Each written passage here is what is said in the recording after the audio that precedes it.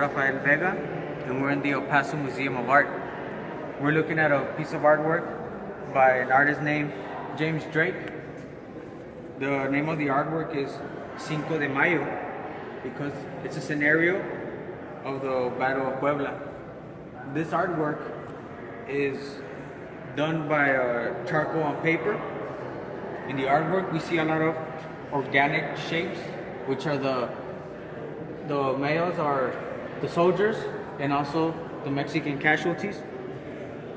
We see a lot of sense of movement because of the different types of lines that we have in this artwork. For example, we have a curved line by the sword. We have horizontal lines, which are the arms of the soldiers, and also the rifles of the soldiers. Another type of line that we have is going to be diagonal lines, which are going to be made by the arms and legs of this man, and also the legs of the rest of the characters in this scenario. Another type of line that we have is going to be implied line, which are going to be in the body of this male, especially on his coat. It's going to be implied lines, but also we have what is going to be a hard line on the sword, which goes from here to here. That's going to be a hard line. The emphasis that the artist is trying to show us is going to be this space right here, but most importantly, the focal point is this male. We know that because of certain directional forces that the artist is using. For example, these arms, they're pointing at him. Another one is going to be the arms of the soldiers. They're also pointing at him. And also, the rifles are pointing at him. And finally, the faces of the soldiers, they're looking at him. So which makes him the focal point.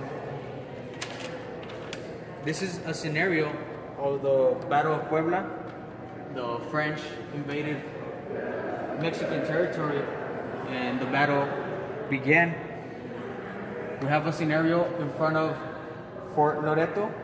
We have some Mexicans being captured by some French soldiers. But what we have here is a scene of execution. We know this because this male has already been executed. It's something tragic. These two males are covering their faces, which we can conclude that this male has barely been executed, or they're covering their faces because this male is about to be executed. This whole art piece is going to be overlapping. We have overlapping on this male with the focal point. The rifles are going to be overlapping this Mexican person, and also the sword is going to be overlapping the leg of the soldier.